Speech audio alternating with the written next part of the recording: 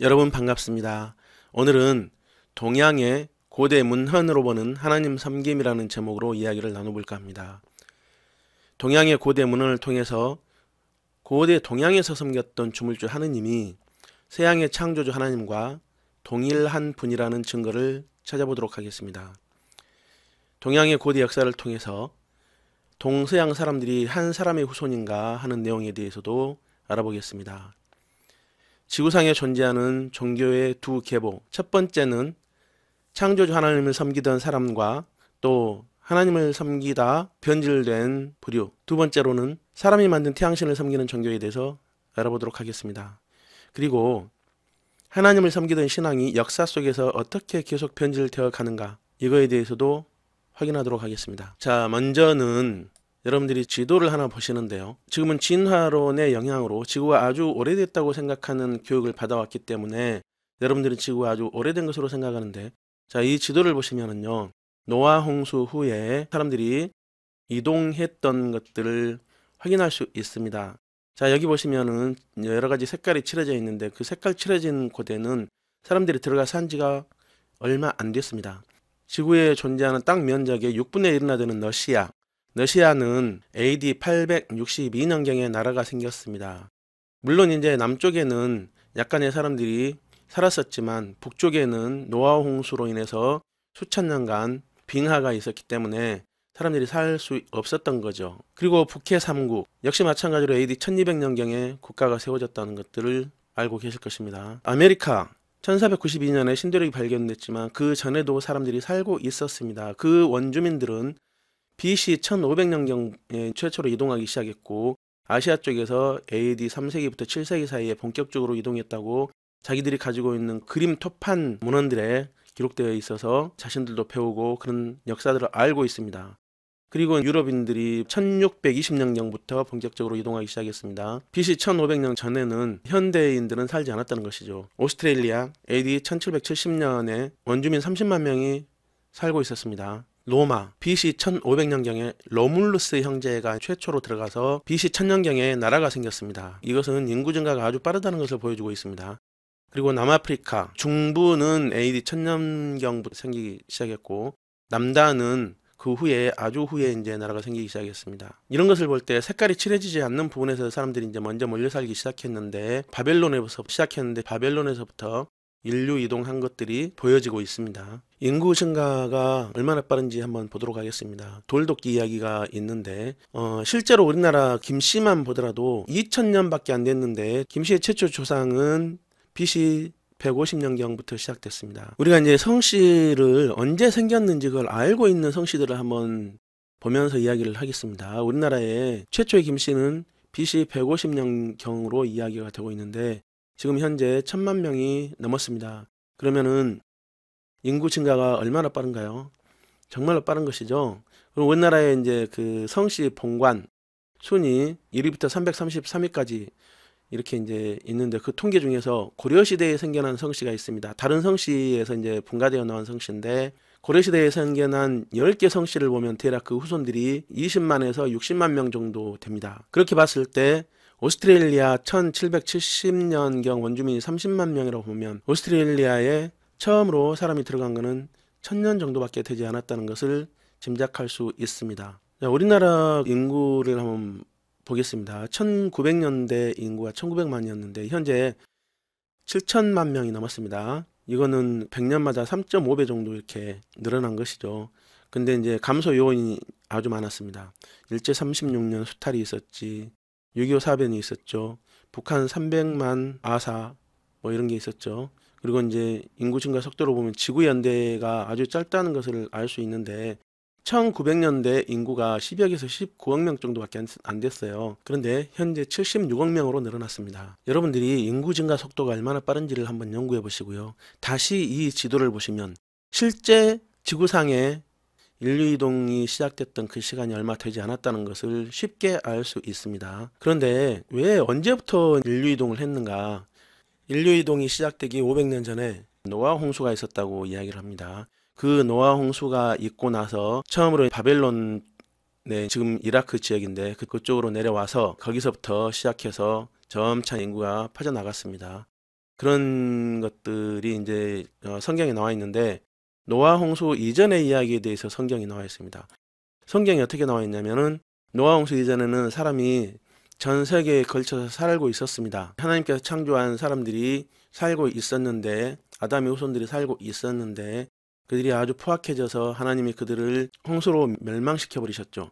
얼마나 그들이 추악하고 더럽게 살았는지는 성경에 기록되어 있습니다. 과학적으로 요즘에 이제 탐구를 해보면, 그때는 동물들도 아주 컸었고 사람도 아주 컸었고, 화석이 지금까지 남아있는데 노아 홍수 당시에 화석이 많이 생겨났습니다. 그 화석을 통해서 보면 동물들도 아주 컸었고 사람도 아주 컸었고, 전갈도 2m, 잠자리도 날개만 해서 90cm 이 정도 됐기 때문에 굉장히 아주 다 컸었는데, 물론 이제 공룡도 그때 컸죠. 근데 공룡만 큰 게 아니라 사람도 컸었습니다. 그런 것들이 화석으로 엄청 많이 남아 있는데, 지금 이제 진화론 세상이다 보니까 그런 것들이 보이면은 뭐 신비하네, 뭐 이렇게 이 정도만 생각하고 넘어가는 거죠. 동양의 고대 문헌 중에 이렇게 사람이 수백 년씩 살았다는 기록이 나오는데, 성경 노아 홍수 이전에 그런 일이 있었습니다, 실제로. 그리고 거인들이 살았었고, 그리고 노아 홍수 직후부터 서서히 수명이 줄어들기 시작했고, 사람의 키도 작아졌고, 모든 것들이 키도 작아졌고, 공룡들 역시 작아졌습니다. 이런 것들은 많은 흔적이 그대로 남아 있습니다. 지금 노아 홍수 전에 살던 사람들이 이룬 문명이 바닷속과 땅속을 불문하고 세계 도처에 깔려 있습니다. 그런데 이제 지금은 사람들이 다 작아져서 뭐 키가 기껏해야 180cm에서 2m 뭐 이 정도. 노아 홍수 직후에도 어느 정도 크기는 컸었는데 3m 뭐 이 정도, 그러다가 계속 작아진 거죠. 다른 것들도 마찬가지죠. 그러면서 공룡들은 이제 더 이상 살 수 없는 상황에서 홍수 후에 사람하고 공룡하고 함께 살았던 흔적이 너무 많습니다. 동서양의 고대 문화는 노아 홍수 이전 역사를 포함하고 있고, 노아 홍수 직후의 인류 공동 역사를 자기 조상들만의 역사로 잘못 알고 있습니다. 우리나라도 마찬가지입니다. 우리도 이제 단군이 우리 조상만이라고 생각하지만, 단군은 뭐 저쪽에 뭐 시작하는 쪽에서부터 많이 알아요. 당구는 이름만 다를 뿐이지 똑같은 이야기지. 잘못 기록된 것은 아닙니다. 원래 한 가족에서 시작해서 지금 현재 살고 있는 사람들의 개념으로는 그것들이 잘 이해되지 않기 때문에 현대인들이 잘못 알게 된 것입니다. 그럼 노아 홍수가 언제 있었는지 이것부터 좀 먼저 알고 지나가야 될 것 같습니다. 가장 오래된 성경은 필사가 아니고 이제 번역본이지만, 가장 오래됐고 가장 넓은 지역에서 봤던 거는 70인경입니다.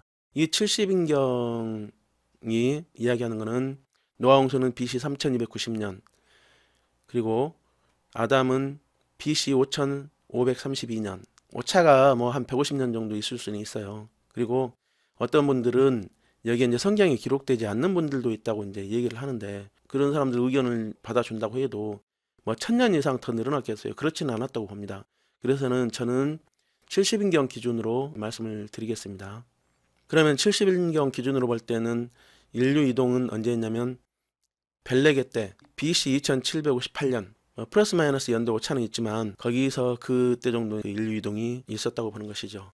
자, 그러면은 70인경으로 노아 홍수가 BC 3290년에 있었다, 이렇게 얘기할 때 어떤 분들은 그게 아니고 인류의 역사는 6000년이다 이렇게 얘기하시는 분들이 있지만, 그거는 이제 요 표를 보시면 알 것입니다. 옛날 사람들은 성경을 가지고 연대를 계산을 많이 했었어요. 근데 고대로 올라갈수록 노아 홍수가 BC 3290년경으로 이렇게 나옵니다.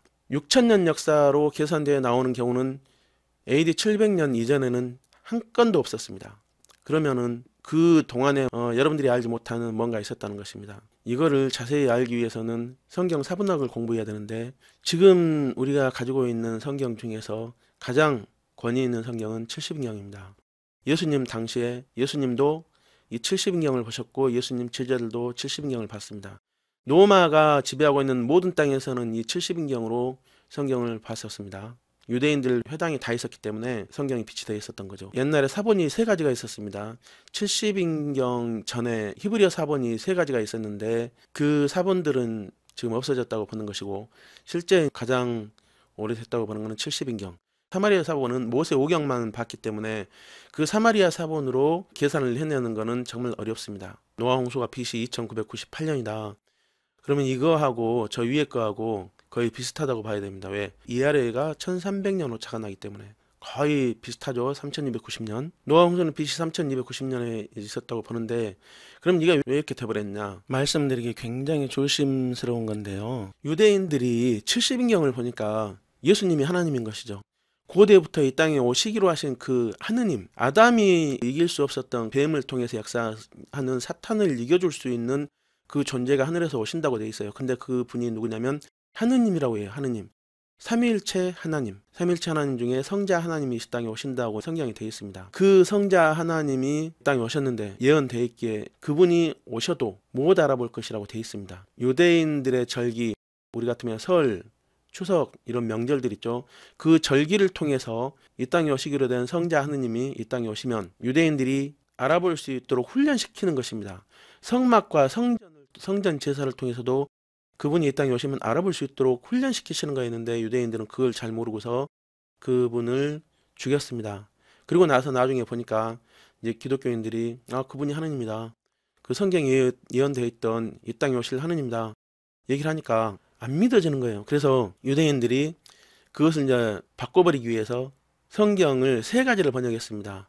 헬라어로 세 가지를 번역했는데 그거는 이제 자기들만 보는 거였고, 근데 딱 히트를 친 게 하나가 있었습니다. AD 600년부터 1000년 사이에 원래 구약 성경은 히브리 문자, 히브리 말로 되어 있습니다. 히브리 알파벳, 히브리 말 이렇게 되어 있었는데 요 사람들이 이제 바벨론의 포로로 잡혀갔다 돌아오면서 바벨론 문자를 알고 왔습니다. 그걸 아람어라고 하는데 그때는 당시에는 이제 히브리 문자는 다 잊어버렸고 아람어를 쓰고 있다가 이분들이 AD 600년부터 1000년 사이에 성경을 아람 문자 알파벳으로 바꿔버린 것이죠. 히브리 문자에서 아람 문자 알파벳으로 바꿔버린 것입니다. 그러고 나서 이제 로마 카톨릭이 그것을 보고 이제 받아들인 거죠. 왜 받아들였냐? 헬라어도 아닌데 특이한 문자거든요. 근데 물어보니까 이게 히브리어라고 하는 거예요. 그러면은 헬라어 성경보다 이것이 더 권위가 있는 거구나. 이렇게 받아들인 것입니다.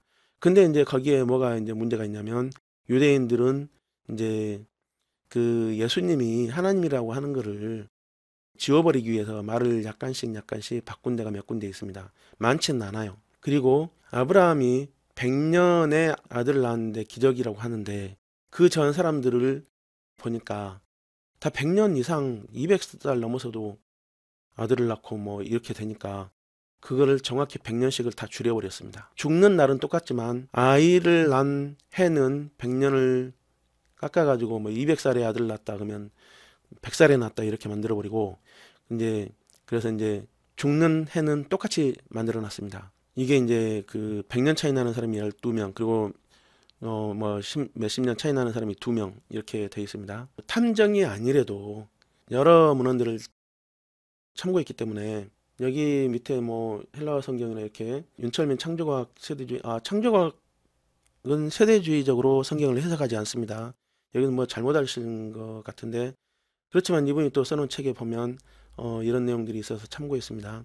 그리고 한눈으로 보는 세계사라고 그런 책도 있고 이런 책들을 제가 참고해서 이렇게 만들어서 이제 볼 수 있도록 표시해놨기 때문에 여러분들은 이게 AD 700년 전에 계산된 거는 보통 노아홍수가 BC 3290년 그러면은 나머지는 2300년, 2200 몇 년 이렇게 돼 있는데 삼척동자가 봐도 UH가 맞다고 하지 우리들은 원본을 찾아야 합니다. 원본. 근데 이제 제가 한마디 높아심에서 말씀드리는 건데 성경은 1.1획도 바꾸지 못하게 했습니다. 그러나 성경을 이렇게 바꿔버린 경우가 있는데 좋은 성경을 보기 위해서는 70인경을 보시면 좋고 그 다음에 이제 미국에서 이번에 70인경이 영역본으로 나왔습니다. 그것을 보셔도 좋은데 그렇다고 뭐 우리나라에 번역되어 있는 거는 다 전 세계적으로 보는 거는 이 유대인들이 AD 600년부터 1000년 그 사이에 번역해 놓은 거 그 마소라 텍스트를 기본으로 해서 번역을 하기 때문에 이제 뭐 연대는 이렇게 하지만 그렇다고 그 성경을 보고도 하나님께서 살아계시기 때문에 사람들이 아무리 잘못 그 번역을 한다고 해도 그 성경을 통해서 예수님이 하나님이신 것을 분명히 알 수가 있고 참 희한합니다. 참 신비합니다. 그것은 정말 신비로운 것은 성경을 의도적으로 그렇게 약간씩 바꿔 놓는다 해도 예수님이 이 땅에 오시기로 예언되어 있던 하나님이라는 걸 분명히 알 수 있고 또 그것을 보고 이제 번역을 했던 그 성경을 보고도 놀라운 역사들이 기적들이 너무나 많이 일어나는 것은 하나님이 살아계시기 때문입니다. 그 성경이 잘못 번역될 수 있다는 걸 하나님 다 알고 계셨어요. 그래서 너무나 기가 막히게 이제 성경에 장치해 두셨고, 지금 나와 있는 성경들, 정상적인 그 성서 공예들에서 나온 그 성경들은 이제 물론 잘못된 부분들이 좀 있다고 하지만 크게 잘못된 부분들은 많지 않습니다. 그래서 그 성경을 보고 기도하고 예배드리고 신앙생활 할 때 놀라운 역사가 일어나는 것은 성경이 하나님의 말씀이고 하나님께서 살아계시다는 것입니다. 그리고 그 성경을 통해서 역사하신다는 것입니다. 놀라운 것이죠. 그래서 지구상에 퍼져 있는 성경 한 권 한 권은 정말로 소중하고 중요한 하나님의 말씀입니다. 고대 세계의 그 모든 민족은 아까 말씀드린 대로 한 가족에서 출발했습니다. 노아 홍수 후에 노아 가족이 다 흩어진 것이죠. 지금 현생 인류 중에 노아 후손 아닌 사람은 없습니다. 고조선 이전의 그 나라들에 대해서 기록해 놓은 책들이 있는데, 뭐 환단고기, 신시본기 이런 데 보면 지금 인류의 근원을 생각해 보면 모두 한 뿌리의 조상에서 나왔다. 조상이 하나라는 거죠. 동양이나 서양이나 모든 인류의 뿌리는 하나다. 노아 홍수 직후에 모든 인류가 하나라는 것을 전부 알고 있던 상황에서 기록했던 것입니다. 옛 풍습을 보면 이렇게 한 가족이었다 흩어졌기 때문에 어떤 사람이 여행을 하면 그 여행자들을 굉장히 극진히 대접하는 풍습이 있습니다. 그리고 서로를 아끼고 존중하고 사랑했었습니다. 우리나라도 최근까지도 우리 어렸을 때 이렇게 보면 다른 마을에 놀러 가면 야, 너는 누구 아들이냐? 너는 누구 손자냐? 이렇게 막 그 할아버지들이 물어봐요. 그러면서 덕담을 해주고 그런 일들이 어렸을 때 많이 있었는데, 그런 것들이 옛날에 우리 조상들한테는 다 있었고, 지금 북극이나 아프리카나 문명이 아직 발달하지 않는 그런 데를 가보면 그 사람들은 굉장히 그런 것들을 아직까지도 가지고 있습니다. 자, 과학자들이 DNA를 연구해 보니까 지구상에 존재하는 모든 여성은 한 여자의 후손이다. 그 미토콘드리아 리브에 관한 논문에 대해서 들어보셨을 것입니다. DNA가 지구상의 모든 사람들은 한 사람의 후손임을 증명하기 때문에 미래를 살아가야 할 인류는 그 모든 적대감을 없애야 되고, 자신들이 하나님의 존귀한 피조물이고 죽은 후에는 하나님의 심판도 있기 때문에 정말 평화롭게 살아야 합니다. 그래서 현대를 살아가는 우리는 조상이 하나였기 때문에 전쟁보다는 평화를 지향하며 살아야 되고, 창조주의 기대대로 모든 민족이 자신만의 아름답고 독특한 문화를 발전시키고 서로 여행을 하면서 우정을 쌓아야 한다고 생각합니다. 우리는 고대 동양의 문헌을 통해서 최초의 인간 나반과 아만으로부터 환인 7대, 환웅 18대, 그리고 47대를 거치는 단군들이 유일신이신 하나님께 제사를 드리는 것을 확인할 수 있습니다. 그러다가 고조선 11대의 단군 때 처음으로 위대한 사람을 제사를 받는 대상에 포함시키는 것을 볼 수 있는데, 이때부터 변질되기 시작한 것이죠. 처음 수천 년 동안에는 오직 유일신이신 삼신일체 상제, 즉 삼일체 하나님께만 제사를 드리는 것을 확인해 볼 수 있습니다. 제사가 최초로 변질된 것은 BC 1891년에 단군이 된 11대 도해 단군 때부터입니다. 우리는 고대 문헌을 통해서 BC 1891년을 기준으로 그 전에는 수천 년간 오직 유일신께만 제사 드렸다는 것을 확인할 수 있습니다. 먼저 환인 천제에 대해서 보겠습니다. 많은 종교에서 환인을 신으로 섬기고 있는데 과연 환인이 신일까요? 보겠습니다. 우리 환단고기 환국본기에는 조대기에 이렇게 기록되어 있다. 옛날에 환인이 계셨다. 천산에서 내려와 거처하시며 천신께 드리는 제사를 주관하셨다. 삼신일체 상제께 제사를 드리는 것을 주관하셨다는 것입니다. 그리고 세상의 문일을 겸하여 다스렸다. 이것은 제정일치 사회 때 부족장을 이야기하는 것입니다. 그러면은 이분이 신이 아니라 진짜 사람이었다는 것을 다시 한번 확인해 보겠습니다. 환국본기에 뭐라고 나와 있냐면 환인은 선출직이었다고 나옵니다. 반대하는 사람이 한 사람이라도 있는 경우에는 선출이 안 되는 것이죠. 반대한 자가 한 사람도 없는 경우에 선출이 됐다고 기록되어 있습니다. 환인은 하나님께 제사를 드리는 것을 주관한 사람이었습니다. 그런 사람이었지 유일신 하나님 앞에서 제사의 대상이 될 수가 있습니까?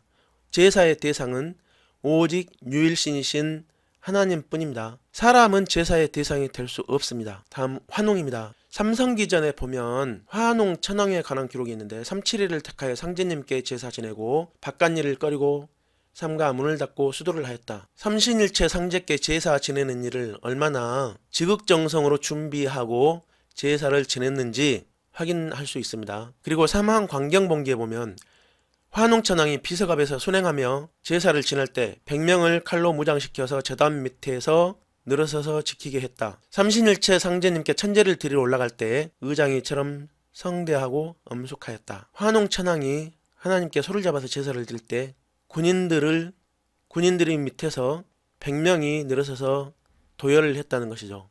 이것은 아주 웅장하고 엄숙하게 하나님께 제사를 드렸던 것을 말하는 것입니다. 이런 내용이 있습니다. 삼성기전 하에 여러분들 다 옥녀에 대한 이야기를 알고 있을 것입니다. 그것은 일제가 우리나라를 다스리기 쉽게 하기 위해서 민족성을 말살시키기 위해서 당군의 역사를 신화로 만들어버렸는데 당군 한 사람이 1650년을 다스렸다 이렇게 되어버리니까 이것은 신화가 되어버리는 것이죠. 그런데 이 내용에 대해서 살필 필요가 있습니다. 잠깐 읽어보겠습니다. 그때에 일웅일호가 이웃하여 같이 살고 있었다. 일찍이 이 족속들은 삼신상제께 천제를 올리고 기도드리는 신단수에 가서 신의 계율을 따르는 백성이 되기를 바라옵나이다 하고 빌었다. 그래서 환웅께서 이 소식을 듣고 이들을 가르칠만 하다 이렇게 해서 하나님께서 전해주신 법대로 이제 개조했다는 내용이 나오는데 그 바로 다음 줄에 웅, 호, 이족 이렇게 되어 있습니다. 그러면 이게 곰하고 호랑이가 아닙니다. 이 두 족속입니다. 족속. 두 부족을 이야기하는 것이에요. 여러분들이 신화에서 빠져나오고 진화론에서 빠져나오고 그러면은 고대 문헌들을 볼 때 좀 더 바르게 해석을 할 수가 있습니다. 제가 여기서 조선왕조실록, 환단고기, 규환사와 아리랑민족 등등 여러가지 고대 문헌들을 참고하는데 그 내용들을 참고하는 이유는 그 내용이 전부 성경과 맞아서 인용하는 것은 아닙니다. 성경이 사실이고 진화되지 않았다면 노아 홍수가 지금으로부터 5290년 전에 있었고 인류 이동이 시작된 것은 지금으로부터 4800년밖에 안 됐기 때문에 고대의 우리 조상들이 하나님을 섬겼던 흔적들이 남아있지 않을까. 고대 기록들에 보면 하나님에 관한 신앙이 변질되고 여러 번 또 변질되어 있기 때문에 많은 부분에서 하나님을 섬기다가 변질된 기록들을 볼 수 있습니다. 그런데 의외로 하나님을 섬겼던 기록들이 고대로 올라갈수록 변질되지 않고 기록되어 있습니다. 궁금했던 부분들이 현실로 드러났습니다. 그래서 개인적으로 볼 때는 고대 문헌들을 연구하는 것은 여기까지만 연구하면 되고 더 이상은 연구할 필요가 없다고 생각합니다. 47분의 당군들이 하나님을 섬겼던 것들을 또 우리 고대 문헌들이 이렇게 보면 나와 있는데요.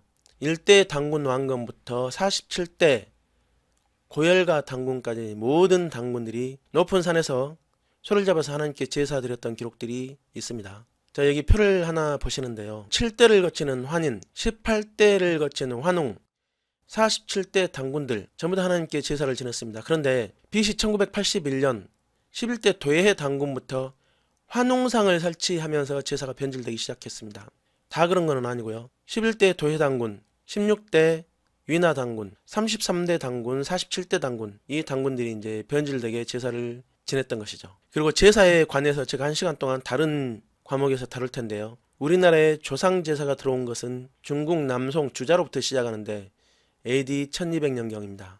AD 1200년경부터 시작해서 고려 말에 들어와서 몇 개 가문이 그것을 시작했고 그 다음에 본격적으로는 조선시대에 들어오기 시작했고 평민의 4대 제사가 시작된 것은 1890년 중반이기 때문에 지금으로부터 120년밖에 되지 않았습니다. 이런 모든 것들을 나중에 확인해 보도록 하겠습니다. 그런데 중요한 것은요. 인류 초기부터 BC 1981년 제사가 변질되기 전까지 수천 년간 오직 유일신께만 제사를 드렸는데 모든 당군들이 제사 드리는 것을 보면 죄 용서 때문에 드리던 제사가 국태민안, 또 자손들의 번영, 부귀영화 이런 것을 위해서 하나님께 제사를 드리기 시작했기 때문에 하나님께서는 그 제사를 받을 수 없었습니다. 그러나 그분이 그 유일신 하나님은 지금도 살아계십니다. 귀신이 죽어 없어지지 않는 것처럼 사람의 영혼도 죽어 없어지지 않습니다.